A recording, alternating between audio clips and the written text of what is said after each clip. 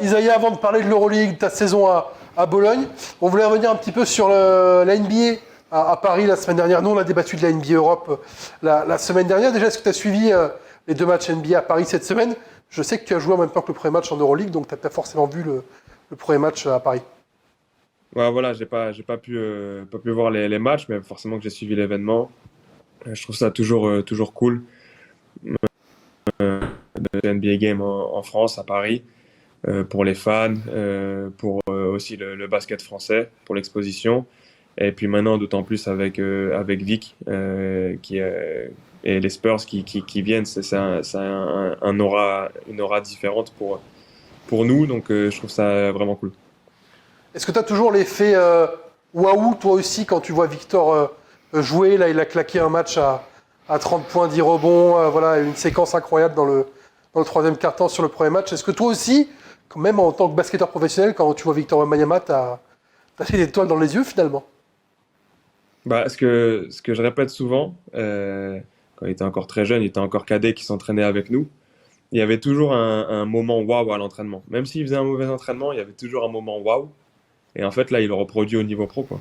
Donc ça prouve à quel point il est unique. Et le plus effrayant, c'est que il va que être meilleur. Et c'est juste le début, quoi. Donc on lui souhaite vraiment de rester en bonne santé et puis de garder l'état d'esprit qu'il a parce que c'est un Vic, il est génial pour ça.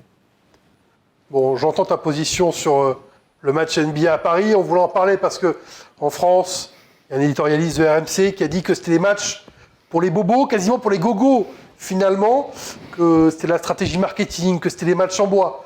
Toi, tu nous as répondu, Isaiah, c'est pas des matchs en bois pour toi, ça n'existe pas. Non, après, chacun son avis. Moi, je pense que avoir la chance d'avoir un match NBA en France, à Paris, c'est pour beaucoup, voilà, c'est quelque chose qu'ils voient de loin, qu'ils peuvent pas toucher.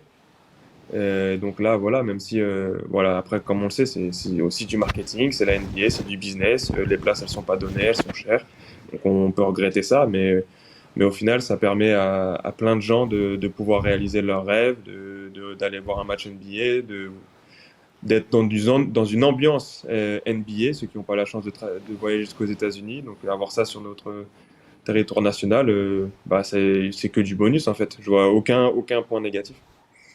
Vous, messieurs, on reprend Isaiah dans un instant, mais cette semaine NBA à Paris, oui, c'est du marketing, oui, on le sait, mais on a été voir la NBA au NBA Store, on a vu plein de gens contents d'être là, de rencontrer des anciennes légendes NBA, voilà, de profiter quelques instants de ce qu'ils n'ont pas finalement au quotidien ou dans l'année avec la NBA en France. Bah oui, je pense que c'est une fausse polémique. Voilà, Daniel Riolo, pour pas le citer, aime un petit peu provoquer et aller chercher la Déjà. polémique.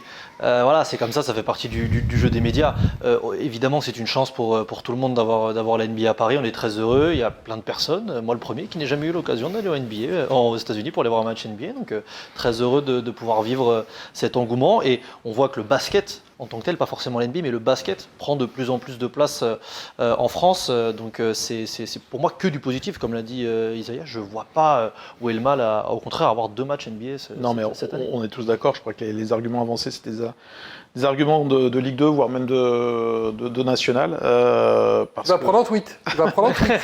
Parce que je pense que la NBA est indissociable du business, on en est d'accord, mais quelle chance pour les gamins de voir Victor, qui est un joyau du basket français, du sport national, comme Léon Marchand. Donc c'est génial de le voir pendant quasiment une semaine. Il s'est baladé, il a fait des choses caritatives au Chénet. Donc il y a eu des choses très, très, très positives de cette semaine, hormis le sport, hormis le business. Moi, ce qui m'a déçu, et Isaiah, j'aimerais bien avoir ton avis dessus, c'est peut-être sur le sujet de la NBA Europe. On avait eu un débat la semaine dernière. Il y a eu finalement très peu d'annonces, c'est très flou. Et ce projet, on en entend parler depuis des années. Est-ce que entre joueurs, entre adversaires même, vous commencez à en parler de cette arrivée de la NBA? Parce que finalement, moi, ça m'a déçu de voir qu'il n'y avait rien de concret d'annoncer par Adam Silver. Bah, non, on n'en parle pas. Enfin, je vais reprendre un truc qui est un peu parallèle, mais voilà, par rapport à Dubaï, l'équipe de Dubaï qui rejoint l'Euroleague ou pas, c'est des choses qui sont dans les bruits de couloir et au final, voilà, c'est pas en fait qu'on se concentre pas là-dessus. Nous, on est là, on joue notre compète. C'est assez dur comme ça, l'Euroleague, pour gagner le plus de matchs possible. Donc, ouais, pour le moment, non, on n'en parle pas. Je pense qu'ils sont surtout peut-être juste au début du projet. C'est peut-être rien, c'est peut-être sérieux. Mais On verra, il n'y a que le temps qui nous le dira.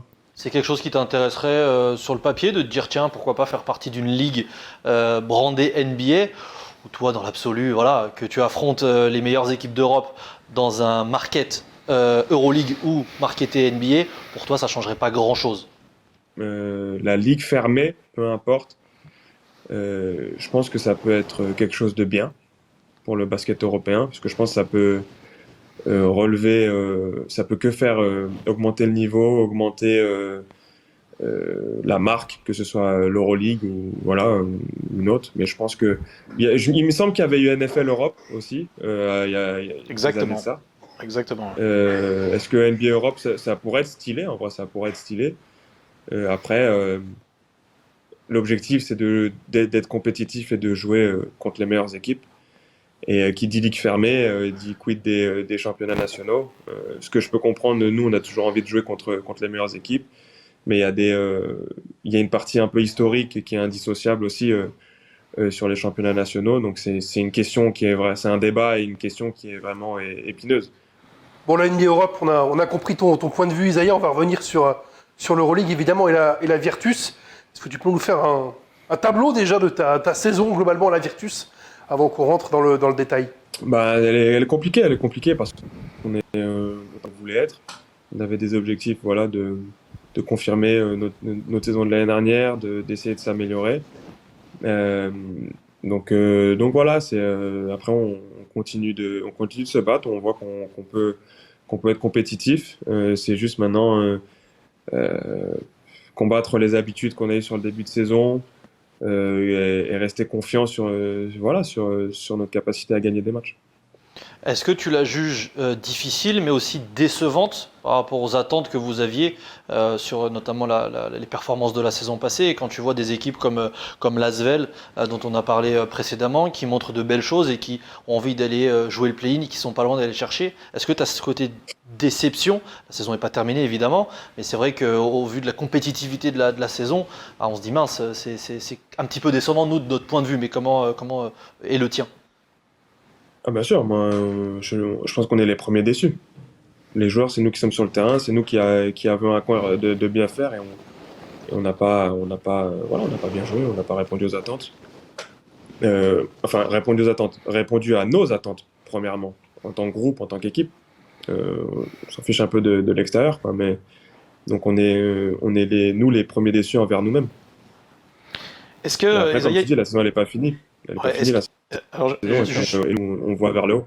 justement, est-ce qu'il n'aurait pas fallu changer de coach un petit peu plus tôt? On voit que ça n'a pas bien démarré la saison. Vous avez commencé par 4 ou 5 défaites de suite. Les résultats n'ont pas été positifs ensuite avec Luca Banchi. Est-ce que tu aurais aimé un changement de coach un peu plus tôt? C'est vrai que le changement a été opéré après une défaite face à l'Étoile Rouge, je crois, avec Dusko Ivanovic. Est-ce que tu regrettes un peu le timing? Est-ce que c'était le bon moment? Est-ce qu'avant ça aurait été mieux? Alors moi, je n'ai pas à répondre à cette question. Tout ce que je peux dire, c'est que très vite dans le basket, parce que l'année dernière, coach Banchi, il était mis sur un piédestal parce qu'il nous a permis de faire une très grande saison. Même si on s'est un peu écrasé vers la fin, voilà, personne ne nous attendait à ce niveau-là. Donc voilà, moi j'ai le plus grand respect pour coach Banchi. Je le remercie pour ce qu'il fait pour moi. Et voilà, après c'était pour moi, il a eu le courage, entre guillemets, de dire que il voyait qu'il n'arrivait plus à mobiliser l'équipe. Donc il a pris la décision de se mettre sur le côté. Si ça devait être faire plus tôt ou plus tard, c'est facile de le dire maintenant. Moi, tout ce que je peux dire, c'est que... Et voilà, je remercie. Tout ce que je peux dire, c'est que merci à coach Banchi qui nous a énormément aidé, et que maintenant avec coach Dusko Ivanovic, ça nous a permis de nous remobiliser et de repartir sur un air frais et une énergie différente. Tu peux nous expliquer justement comment ça s'est passé? Parce que c'est lui qui a annoncé, si j'ai bien vu et lu les papiers, qui a annoncé sa démission auprès de vous d'abord dans les vestiaires. Bon, enfin, si ça a été dit, donc oui, normalement ça s'est passé comme ça. Ouais. Après la défaite, c'est passé Ouais, comme c'est ça. plutôt rare parce que généralement un coach se fait virer, c'est pas lui qui décide de partir, quoi. Donc c'est plutôt rare. Comme tu dis, c'est courageux, c'est à souligner. Donc voilà. Plus.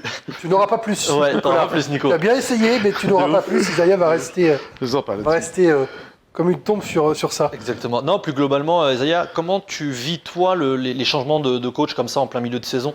Nous, on se pose toujours la question de savoir, quand tu as un nouveau coach qui arrive, il y a souvent la dynamique du nouveau coach. C'est arrivé pour vous, positivement. Mais est-ce que en termes de jeu, en termes de système, en termes d'entraînement, en termes de quotidien de vie, il y a vraiment un changement drastique entre deux coachs? Est-ce que toi, tu l'as ressenti là?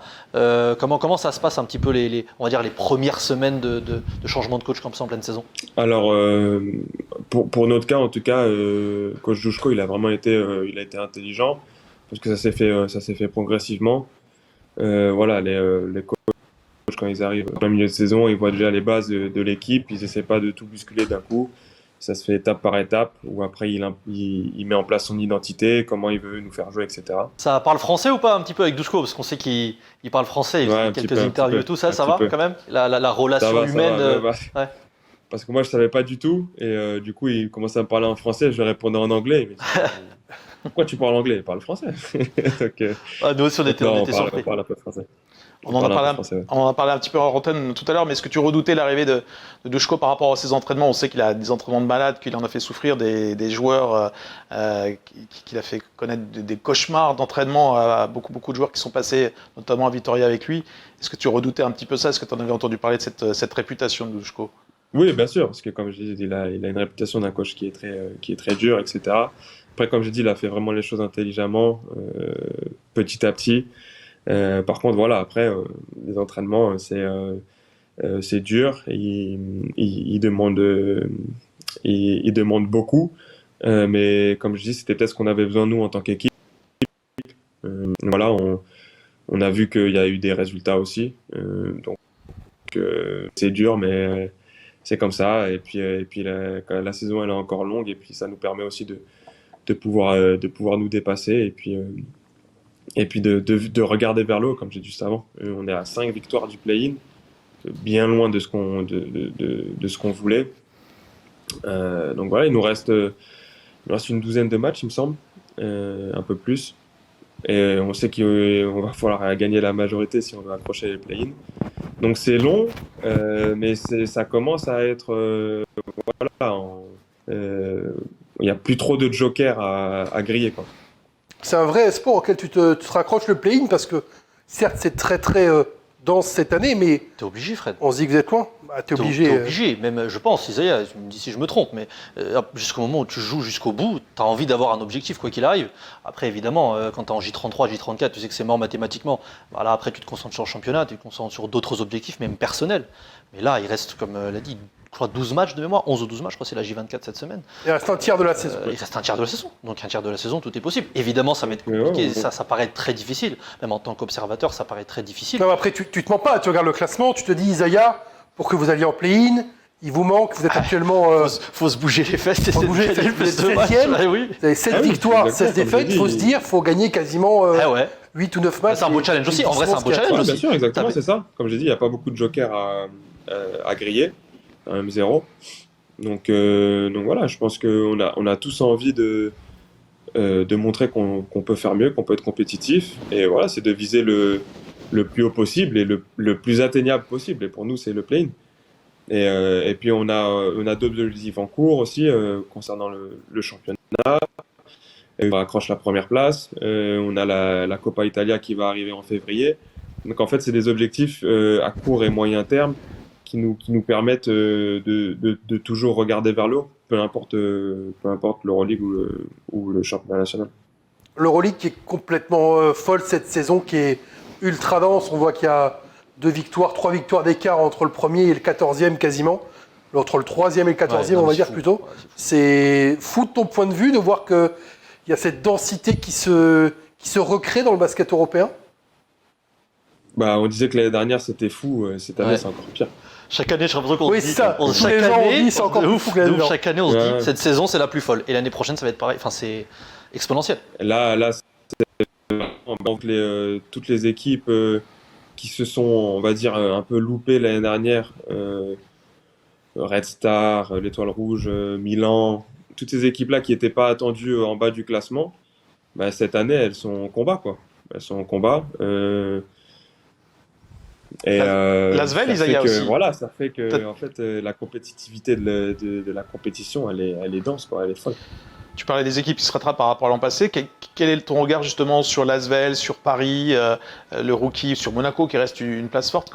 Comment tu juges leur saison? Lasvel, on en parle souvent dans l'émission, qui a un beau projet cohérent cette année. Ouais, bien sûr, je pense que par rapport à l'année dernière, ils se sont renforcés intelligemment et c'est un groupe qui est plus complet et qui est plus cohérent. Et puis voilà, Théo, il fait une saison extraordinaire. Ça me fait super plaisir pour lui. Et elle a été construite intelligemment, je trouve, l'équipe. Donc c'est vraiment bien. Paris, ils ont fait la sensation. J'espère qu'ils vont pas faire comme nous l'année dernière, où ils vont faire une énorme première partie et une moins deuxième partie. Et puis Monaco qui est toujours là. Donc non, ça prouve aussi que les trois têtes du basket français, elles travaillent dans le bon sens et qu'elles sont cohérentes. Ah, pour toi, la 34e journée, Monaco dans le top 6, Paris-Asvel en play-in. Faut garder une place pour la Virtus. Ah, la Virtus, c'est vrai. Non, mais je parle des équipes françaises. Ah oui, bah oui. La Virtus, bien entendu. Je pense, j'espère pour le basket français. Après, moi, je me concentre aussi sur mon équipe. Si on peut gratter la place dans le play-in à la place de Lasvel ou Paris, moi, je suis très très chaud. Hein. Je vais pas me faire prier. En plus, on reçoit Paris là dans 2 semaines pendant la double week. On a perdu de très peu chez eux, donc non, il n'y a pas de. Moi, je pense à mon club avant.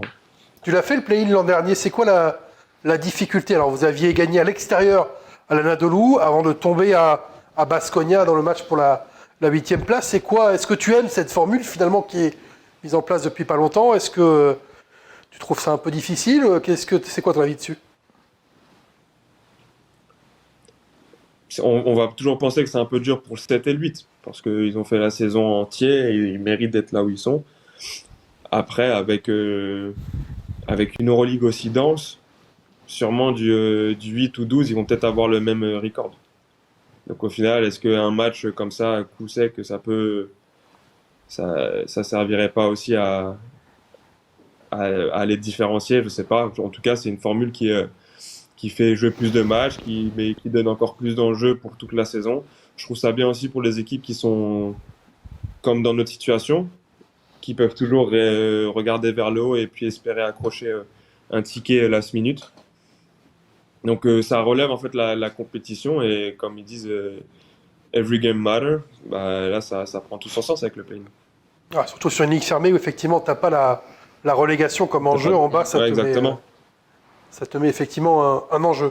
Avant de parler de l'équipe de France, Nicolas, je crois que tu voulais poser quelques petites questions en rafale, des questions un peu plus triviales. Peut-être quoi que je pense que tu parles Euroleague surtout aussi. Ouais, les petites questions Isaiah. pour toi et Isaiah sur l'Euroleague, mais sur d'autres sujets. Quelles sont tes 4 équipes pour toi qui seront au Final Four à Abu Dhabi? Donc on vient de l'apprendre. 4e du Final Four.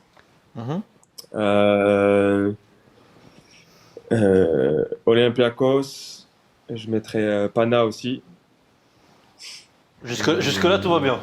Jusque-là, on est tous d'accord. Ouais. Moi, j'attends de Après, voir après, s'il va ça se mettre la complique. Virtus. Ah ouais, après, ça se C'est ça. complique. Après, ça se complique. Après, c'est tendu, hein. Je suis optimiste et je suis compétiteur, mais quand même. On ferait l'exploit du siècle de l'Euroleague, Ouais. là, je pense. Si on... Ah ouais, là, c'est la Je remontada. préfère avoir on sait la jamais, belle hein. surprise. Faut Eh. jamais dire jamais. Voilà, mathématiquement, c'est fait, mais bon. jamais. D'autres équipes. Après, non, je mettrais Fener. Ils font une énorme saison, donc sûrement Fener. Et Monaco, tiens. Petite pièce pour Monaco. Ouais, c'est un peu tout ce qu'on a dit. On avait eu le débat la semaine dernière, on avait nous tout le monde avait mis les deux clubs grecs. Les sondages, je crois que mettaient ça aussi, les sondages de l'Euroleague officielle mettaient ces 4 équipes-là. Les 4 équipes au Final Four, qui serait pour toi le MVP de la saison? Le cœur balance souvent entre Vezenkov et Kendrick Nunn pour le moment. Est-ce que tu en as un autre? Non. Pour moi, c'est entre les deux. C'est dur. Pour moi, les deux le méritent. Celui qui aura le meilleur record collectif, je pense, c'est celui qui prendra le titre, quoi. Mention spéciale à TJ Short parce qu'il fait une saison incroyable pour moi. Après, on va voir si ça à Paris, ça tient dans la durée. Mais c'est dur de trancher entre les deux pour le moment. Pour moi, tu as le meilleur joueur sans ballon pratiquement au monde, élite, et tu as le meilleur scoreur, pas loin d'être le meilleur joueur aussi de l'Euroleague en ce moment, donc, avec Nunn. Donc ça Deuce égalité pour le moment. Autre question, il y en a encore quelques-unes. La salle la plus chaude en Euroleague cette saison. On a vu qu'à Belgrade, c'est très très chaud. Au Pana, même à l'Olympiakos. Est-ce que tu en vois d'autres? Et quelle est pour toi la salle vraiment la plus chiante, où c'est plus chaud et surtout où tu prends la force du public ou au contraire tu te détestes? Stark Arena, Partizan. Partizan, c'est plus fort que l'Étoile Rouge? Il n'y a pas de débat, hein. Manifestement, il y a vraiment réponse directe. Alors, j'aimerais mettre un peu de subtilité. Le premier chant du début, plus puissant sur l'Étoile Rouge, pour moi. Par contre, sur toute la longueur du match, les Partisans, ça fait plus de bruit. C'est encore plus dense. Ils sont debout 2 heures, les mecs. Et, les mecs, ils s'arrêtent pas. Ouais, et bon, après, tu as les deux de Belgrade et puis Pana. Pana aussi, c'est depuis qu'ils sont revenus au top niveau. Le Pana, c'est. En plus, la nouvelle salle, ils ont tout bien fait, tout modernisé. Voilà, c'est quelque chose. C'est quelque chose. Isaiah, en match, qu'est-ce qui te procure le plus de plaisir? Un énorme Thomas, un dunk ou alors faire une belle passe décisive? Cette année, les deux. Hein. Après, la plus d'adrénaline, c'est les dunks, tu vois, il n'y a pas photo. Après, voilà, cette année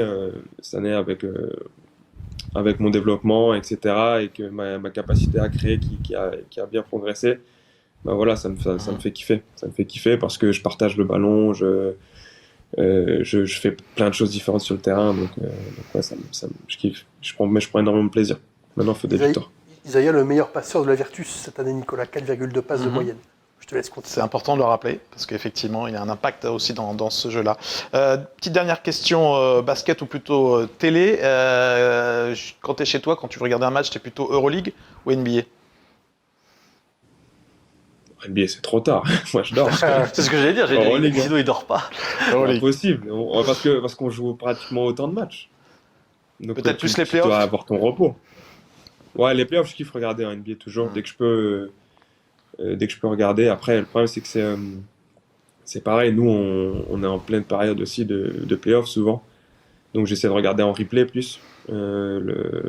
Mais après, ouais, quand tu es dans cette période-là, tu regardes aussi tes propres matchs, tu t'analyses de plus en plus parce que tu joues pour des titres.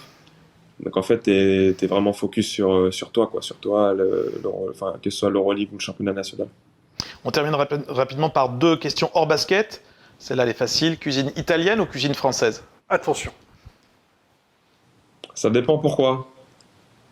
Je vais dire en daily plus italienne. Ouais.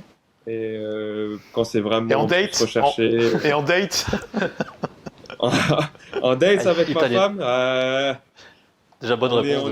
On est cosmopolite, on va partout. Mais non, sinon, quand c'est un peu plus travaillé, pas étoilé, mais presque français. Et enfin, dernière question, un petit peu au cœur de l'actualité, rester ou partir de X, Twitter? Bon, chacun est libre de faire ce qu'il veut. Hein. Franchement, chacun est grand pour prendre ses décisions. Si tu as envie de rester, tu restes. Si tu as envie de partager, tu tweets pas. Bon, je n'ai pas d'avis là-dessus. Toi, tu étais plutôt le facteur X de l'équipe de France Oh là là. cet été. Il fallait la faire. Tout ça pour ça. Merci. Putain, je me suis demandé où il Justement, allait aller. transition avec ça. pour parler de l'équipe de France. Oh là Voilà, là. il a tout fait. La transition avec son quiz, la transition L'expérience. avec la partie équipe de France. C'est beau. Bravo Nicolas. Bah, Bravo. merci à Isaiah qui était très très fort. L'équipe de France, justement, évidemment, on se souvient tous de ta fabuleuse série au JO. Ta deuxième phase finale avec l'équipe de France après la Coupe du Monde 2023. J'imagine que l'Euro 2025, avec une médaille à la clé, est un objectif très très fort de ta fin de saison, de ton début de saison prochaine. Oui, bien sûr, faire dans la continuité, essayer d'emmener l'équipe de France le plus haut possible. C'est toujours gratifiant, c'est toujours on donne beaucoup de cœur à l'équipe de France, donc ça va être important pour la suite du basket français. Tu as souvent été victime de la concurrence, je le disais, juste ta deuxième phase finale, les JO. Est-ce que tu le vis encore? Est-ce que tu as l'impression d'avoir posé tes galons vraiment pas envie de titulaire, mais de membre permanent de l'équipe de France avec ces JO, ou c'est toujours à retravailler, il faut toujours mettre à chaque fois les bouchées doubles pour être dans cette équipe de France? Je pense que notre vivier est tellement important qu'il laisse pas la place vraiment à se reposer sur ses lauriers. Et je pense qu'il faut toujours montrer qu'on est au niveau, qu'on peut aider l'équipe de France et gagner sa place sur le terrain, aux entraînements. Et je pense que c'est important.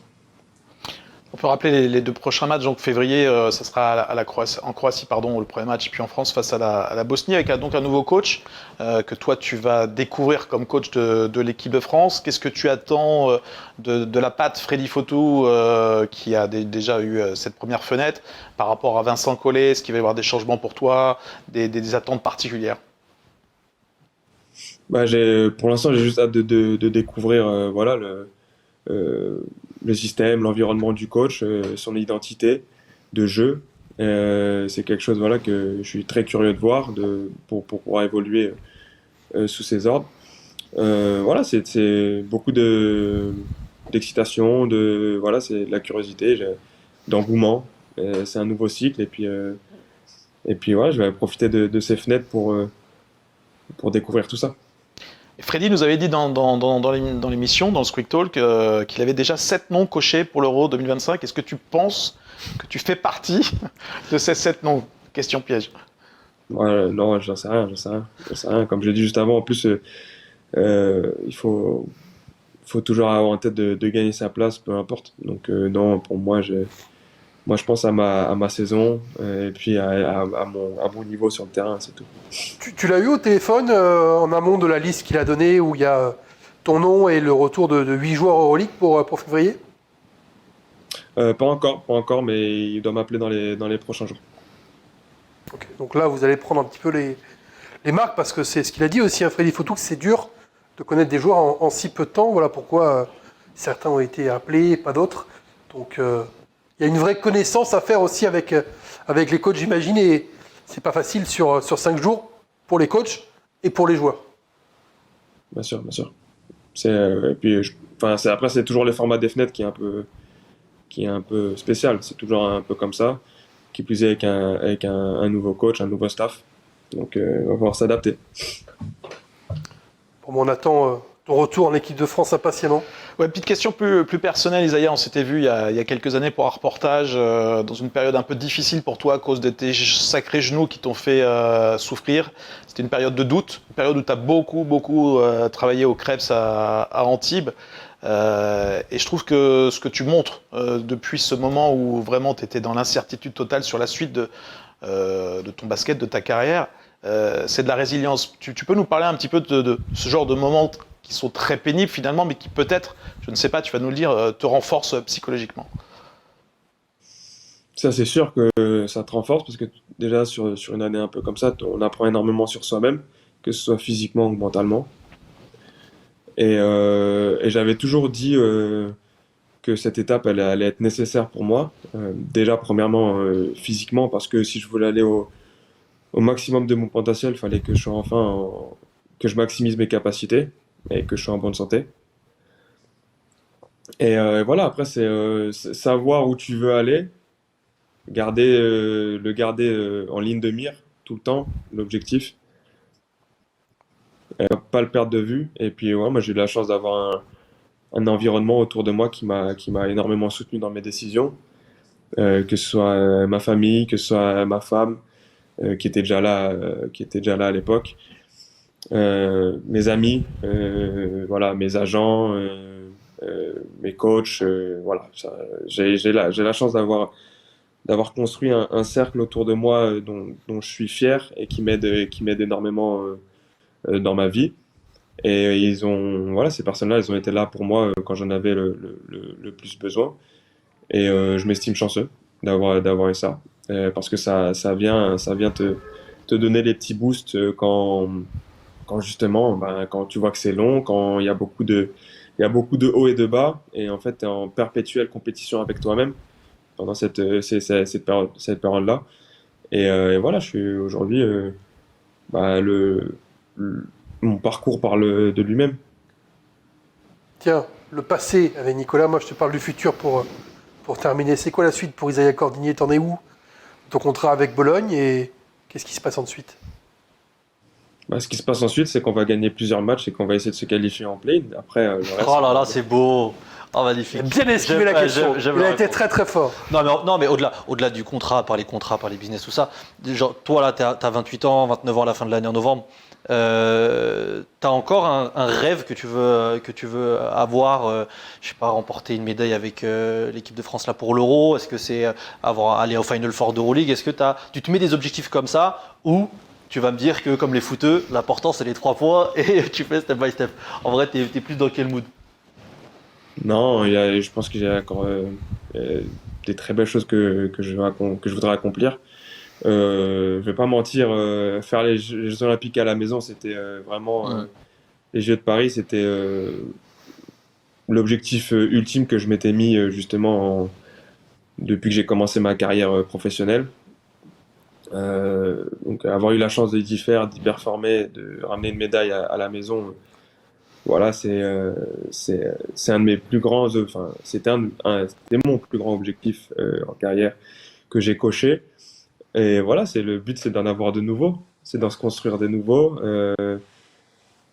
Je suis un énorme compétiteur, donc si un jour j'ai la chance de pouvoir évoluer dans la meilleure ligue du monde en NBA, ben, je saisirai l'opportunité sans hésiter. Euh, Jouer des Final Four, gagner une médaille d'or avec l'équipe de France. Voilà, c'est des objectifs qui sont toujours plus hauts et qui me permettent moi de continuer, voilà, à travailler, à toujours avoir faim, quoi. Tu penses qu'émotionnellement, ce sera impossible de faire mieux que ces JO en France? On a vu vraiment beaucoup de choses. On attend d'ailleurs la série Netflix Ouais, dans les coulisses c'est incroyable. des JO pour en voir un peu plus, mais émotionnellement, ce sera dur de faire mieux. En émotion sur toute ma carrière, je suis jamais allé aussi haut. C'est comme une petite bulle, c'est comme une petite parenthèse de carrière, faire les Jeux Olympiques à la maison, je pense que mais pour tout athlète, pas, c'est une petite parenthèse dans une carrière qui relève un peu du rêve, quoi. Donc pour tout athlète, c'était trop spécial et unique. Justement, tu as évoqué ce mot NBA. Est-ce que c'est toujours dans un coin de ta tête? Comment ça pourrait se faire? Est-ce que tu as toujours ton agent qui travaille pour ça? Ouais, c'est toujours là, c'est toujours là. À cette époque, c'était vraiment, je faisais tout pour la NBA, tout était calé pour la NBA, mon travail, mon quotidien. Maintenant, voilà, j'ai plus la même approche, c'est-à-dire que le travail, c'est plus obsessionnel comme avant. Après, comme j'ai dit juste avant, je suis compétiteur et je voudrais, si j'ai la chance d'évoluer dans la meilleure ligue du monde au plus haut niveau, ben, je la saisirai. Donc, en plus, voilà, avec les JO, etc., il y a des choses un peu plus concrètes qui sont passées. Après, je laisse le temps au temps, à travailler avec mon agent, et puis après, c'est le terrain. Comme je dis, c'est toujours le terrain, on en revient toujours au terrain. Il faut être bon, il faut performer. Et peut-être que sur le terrain, on aura Isaiah Cordinier en NBA Europe dans quelques années. On ne sait pas.